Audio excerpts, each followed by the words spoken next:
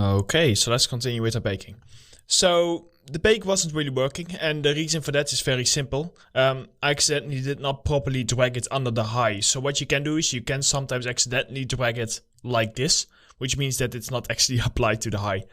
So as soon as we drag it in here, it should do the trick. So do this, and just in case, I'm going to not use the preview button because that one still feels a bit buggy. So I'm just making a new material and dragging it on. And then over here, oh yeah, that looks fine. Drag on your norm map. And there we go. That looks pretty good. And see, that bevel really helps, especially with this kind of stuff. Like, you can do this kind of stuff when you have a perfectly sharp edge, but it's especially like stuff like here, it's a bit tricky. Like over here, it starts to struggle a little bit, but still having that extra bevel, it really helps and it really improves things a lot. So that is all fine. Now remember how we still had to bake the other ones and do the same for like crate B. So I'm just going to go ahead and bake these, and I'll just pause the video until that is done. Oh, I thought it was done. There we go. Now it is done. And the next one would be the position map. And for that one, set it to 16 bits. Let's press bake. And there we go. Now I can just very quickly turn this one off and turn crate B. Where are you? Here we go. Crate B on again. And for this one, I'm going to just once again, because we still had to bake these things, check them, set this to 16 samples, why not? And bake. Here we go. And now all we need to do is just check only the position map. Set this to be 16 bits. And let's do one last bake. Okay, perfect. So, finally, we got all of our bakes for our boxes. Crates A, B. Yeah, that all looks correct. You can see very quickly if something looks wrong. Like AO always is black and white. Curve is always gray. Normal is always 128, 128, 255, which is like this purple pinkish color.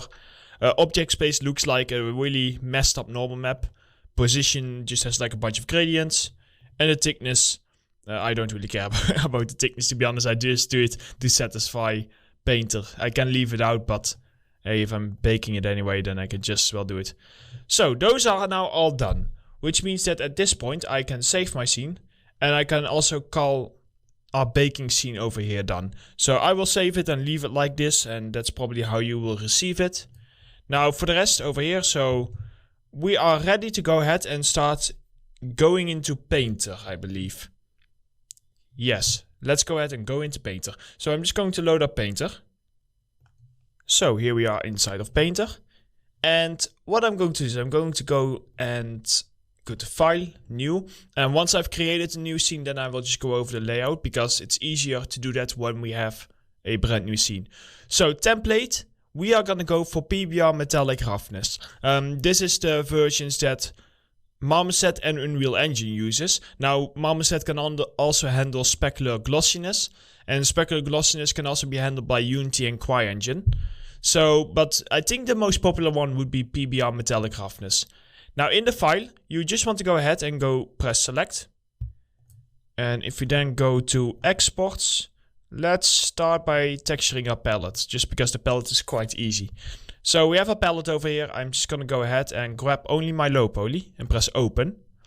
Now, document resolution, I'm going to start with 2K. The nice thing about Substance Painter is that it is very, very flexible. So you can very easily upgrade your resolution from 2K to 4K or even down. Doesn't really matter.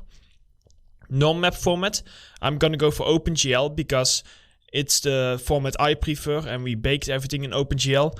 Pretty much the only difference between DirectX and OpenGL is that the green channel of the norm map is flipped. So like for example, Unreal Engine uses DirectX, stuff like that. So for the rest, that is all looking fine. And then over here in our maps, if you go to Art, you want to go ahead and go to Textures, Palette, Bakes, and you just want to add all of your bakes in here, which will automatically just import those baked maps. Then press OK. And give it a second, and there we go. So, once again, I do expect that you have a basic understanding of Substance Painter. If you do not, I do definitely recommend that you just watch like some basic tutorials of introductions on YouTube, for example, or you can just download another course or buy another course. So basically, very quickly, movement controls are the same as in Marmoset, with the middle mouse, right mouse, left mouse.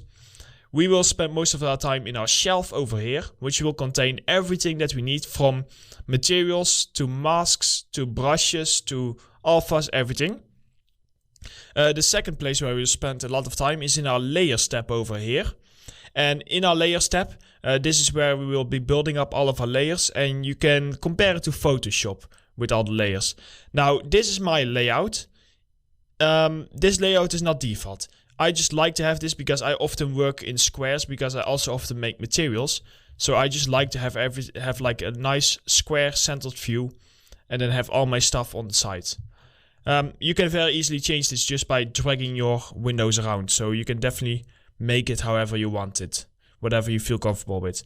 So down here we have our properties. Properties is where I will be also spending a lot of my time. You will find all your settings in here, which you will later be using. And now I have a bunch of windows up here.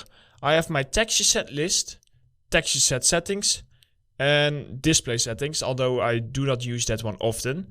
If you do not have any of these windows, you can find them in Window, Views, and in here you can find all of these windows. So let's just go one by one. Texture set settings. This is what your file name is going to be named. So I want to call this Pallet A. Like that. Just to make sure that my file name does not have like a strange name. Texture set settings. This one is quite important. So in here, it basically says, okay, which channels do we want? We want to have all of the channels in here. Don't worry, height actually means normal map, because in Substance Painter, you paint all of your normal map details inside a height map, and then that height map, when you export, gets converted into the normal map. So we just want to leave it like it is right now. The only thing that I'm interested in is our mesh maps, because in here, if you click, for example, select normal map, you will get those bakes that we just imported. So all we need to do is click and just select them. If you don't know which one it is, you can just hover over it and then it will show you the name. So, but you can, once again, like I said, like I described how they look, that's how you can find it. And as soon as you then move your viewport, it will update. So now it has those mesh maps on here. Now you might notice that sometimes in Substance Painter, the gradients that we have, like the normal details, they are a little bit more broken. This is just a limitation of the Substance Painter viewport. You can sometimes fix it by going into Edit, Project Configuration, and turning on Compute Tangent Space per Fragment, and pressing OK. Like that sometimes fix it a little bit, but it will, as long as it looks good in Marmoset, it will look good inside Unreal inside Unreal Engine. So we do not actually need to worry about that, and we can just kind of like ignore it. Unless if it would be very bad, but this is almost nothing. So that's totally fine. Now our display settings over here. What I like to do is I like to set my environment map. So it's always set to panorama. I like to just click it and I like to set it to Moko. Yes, to Mocha, I believe it was. Just because it's a more neutral environment map. And basically if you hold shift and right click, then you can rotate your sky around. Now this is very handy if you have like things with like metals and everything. When we have wood, we only sometimes use it, and it's more to just see the roughness response. You will notice if you have used Marmoset, you can do the same thing, but we will go over that when we make a final render of this asset inside of Marmoset. And that is about it. Like you can play around with these settings if you want, but I personally like, sometimes what I do is I activate my post effects. I turn on tone mapping and I set the tone mapping to sensitometric. I hope I probably don't say that right. Which is just like a little bit more darker, more clear tone mapping. And then I do like to set my exposure and my gamma a little bit up. Just like it's like around 1.1. And this often just gives me the best viewing result compared to having it in Marmoset. I just can't get this right. 1.1. There we go. So that is the basic setup. Now what we are ready for is we are ready to jump in and actually start by making a texture. Once again, before I do this, I always just save my scene. So press save as. And in here, in our show do saves or palette. I'm gonna do this in textures because it's really focused per model. So I'm going to just in my base palette folder, I'm just going to call this palette A underscore paint. And I think it's good practice to always say like A, B, C, or 1, 2, 3 or something like that. Because you never know if you end up wanting to make more of them. So that's all fine. Now, let's get started. Our palette. Oh, I don't even have the reference open for it, do I? I do not. Reference, palette. So we are going to go for quite a clean palette. Which is nice because it means that we don't need to do too much in our texturing. So it's like a nice introduction. A few things that I want to capture. I want to, of course, capture the wood grain that we have over here. I want to capture some of these screws that we have. And I think it's quite cool if we have like a burning mark on it. And for the rest, we have like some dirt. We are going to have some overall dirt, like you can see over here. But also some localized dirt that we will get like creeping up from the bottom. And we'll just make it look nice and interesting.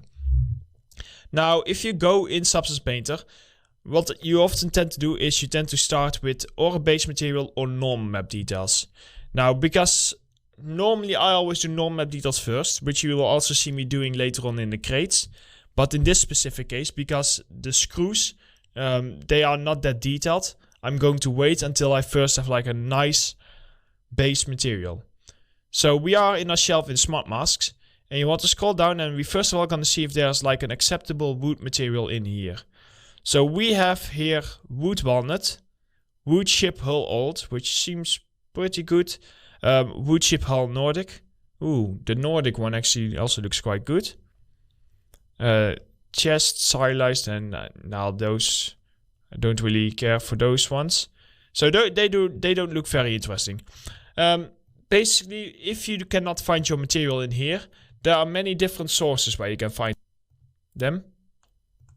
So one of my go-to places is Substance Source. You can also go Megascans, but the reason why I like Substance Source is because whenever you buy Substance, which I assume that you did, you always get free points, which means that you guys, if you have a license, you should also have 3 points of this. Now, if you are on your trial, then you will not have these points. But what I like to do is I just like to have a look and see. So if we go to our wood, for example, and in here, because I should be allowed to supply the material if it's embedded in a large material. So in here, I often just like to go to wood and like to have a look. Now, I prefer to use the base material, but I just want to scroll down and see. So you can see there are so many materials in here. I basically want to have a look and see if I can find a material that is spot on. And else we will form the base material to like one that we really like. To like being perfect. I think we need to scroll way down. Oh, there's very little plain materials. That's quite a shame.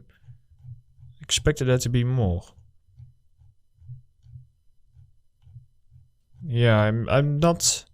I don't have a feeling like I'll pause the video and see if I find something. So I had a look. I couldn't directly find anything. Now, of course, there are over 1400 materials. So I just wanted to show you the website. It's a very good resource for you to use. And I wouldn't say it's cheating because it's just a base.